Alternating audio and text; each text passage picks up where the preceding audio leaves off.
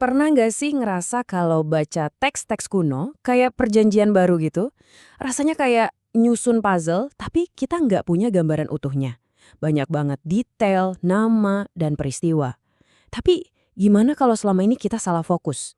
Gimana kalau kuncinya itu bukan di kepingan-kepingan kecilnya, tapi di cerita besar yang coba diungkapkan? Nah, ini dia nih masalahnya. Seperti yang dibilang Thomas R. Schreiner, banyak banget buku panduan tentang perjanjian baru yang rasanya ya kering dan kaku. Isinya penuh sama detail teknis, tanggal-tanggal, perdebatan akademis, hal-hal yang justru seringkali bikin kita kehilangan keindahan dari ceritanya itu sendiri. Tapi buku yang mau kita bedah hari ini menawarkan sebuah jalan yang beda banget. Buku ini dirancang untuk mendobrak kekakuan akademis itu dan menyajikan sesuatu yang lebih hidup. Sebuah cara untuk menemukan kembali pesan inti dari perjanjian baru. Jadi, apa rahasianya? Ada pergeseran fokus yang mendasar. Daripada kita pusing mikirin siapa, kapan, dan di mana, pendekatan ini ngajak kita bertanya, apa sih cerita besarnya? Jadi, yang diprioritaskan itu alur cerita yang menyatukan semuanya. Coba deh kita lihat perbandingan ini menarik banget. Di sebelah kiri itu pendekatan standar. Siapa yang nulis, kapan ditulisnya, gimana teksnya berubah dari waktu ke waktu. Penting sih, tapi bisa jadi kering banget. Nah, di sebelah kanan pendekatan teologis Alkitabiah dari buku ini nanyanya beda. Apa pesan teologis utamanya? Apa yang penulis coba sampaikan tentang rencana penebusan Allah? Ini adalah pergeseran dari fakta-fakta soal bukunya menjadi cerita di dalam bukunya. Konsep kunci di balik semua ini adalah sejarah penebusan. Gampangnya gini deh, Alkitab itu bukan sekedar kumpulan buku yang tidak nyambung satu sama lain. Sebaliknya, ini adalah satu kisah epik yang utuh. Sebuah narasi besar tentang rencana keselamatan dari Allah yang terus bergulir dari kitab Kejadian sampai Wahyu, dan puncaknya ada pada Yesus. Dan ini yang bikin buku ini jadi praktis banget. Tujuannya, seperti yang ditulis di kata pengantar, bukan buat debat akademis, tapi buat pembinaan gerejawi. Artinya, buku ini ditulis buat kita semua, untuk para pendeta, guru, atau siapapun yang pengen banget ngerti Alkitab lebih dalam tanpa harus punya gelar teologi dulu. Oke, teorinya cukup. Yuk, sekarang kita lihat gimana pendekatan ini bekerja di lapangan. Kita bakal pakai Injil Matius sebagai studi kasus buat ngelihat gimana fokus pada cerita itu bisa membuka wawasan yang luar biasa.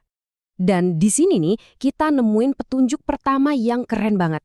Ternyata, struktur Injil Matius itu nggak acak sama sekali loh. Penulisnya sengaja banget menyusunnya jadi 5 bagian utama.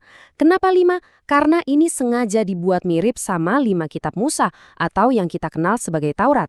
Ini tuh kayak sinyal naratif yang kuat banget buat para pembaca di zaman itu.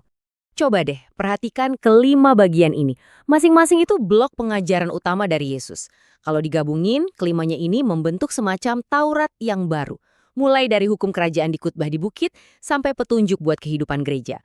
Lewat struktur ini, Matius seolah-olah mau bilang gini, Yesus bukan cuma ngajarin hukum, tapi dia adalah penggenapan dari hukum Allah itu sendiri. Tapi struktur itu kan baru kerangkanya aja. Dagingnya, isinya, itu ada di bagaimana Matius secara konsisten nyambung-nyambungin titik antara Yesus dan seluruh sejarah bangsa Israel. Yuk kita lihat gimana caranya. Perhatiin deh cara Matius membangun argumennya. Dia berkali-kali ngegambarin Yesus sebagai sosok yang lebih besar dari pilar-pilar utama Israel. Lebih besar dari bait suci, yang merupakan pusat ibadah mereka. Lebih besar dari Nabi Yunus, satu-satunya nabi yang berhasil bikin bangsa lain bertobat. Dan lebih besar dari Raja Salomo, yang terkenal banget sama hikmatnya. Terus, apa artinya semua ini? Dengan menampilkan Yesus dengan cara seperti itu, Matius sudah membuat sebuah argumen teologis yang sangat kuat. Dia mau bilang kalau Yesus itu bukan sekedar tokoh lain dalam sejarah Israel. Dia adalah puncak dari segalanya. Dia adalah imam, nabi, sekaligus raja sejati yang sudah lama ditunggu-tunggu. Oke, sekarang kita udah lihat gimana cara kerja pendekatan ini. Penting juga buat kita ngerti kenapa para penulis buku ini memilih fokus seperti ini. Setiap penulis kan pasti melihat sesuatu dari kacamata tertentu. Dan di buku ini mereka sangat terbuka soal kacamata yang mereka pakai. Memahami ini penting banget biar kita dapat konteksnya. Para penulisnya ini secara terbuka menyatakan kalau mereka menulis dari dalam tradisi teologi Reformed. Nah, cara pandang ini yang lahir dari era reformasi Protestan sangat membentuk cara mereka menafsirkan teks dan tema-tema apa yang mereka tekankan. Fondasi dari cara pandang mereka ini adalah 5 sola. Ini bukan cuma daftar doktrin biasa ya, ini beneran jadi kacamata mereka.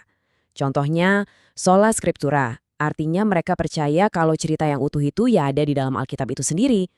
Terus solus Christus, artinya mereka akan selalu mencari gimana caranya setiap bagian dari cerita itu menunjuk kepada Kristus.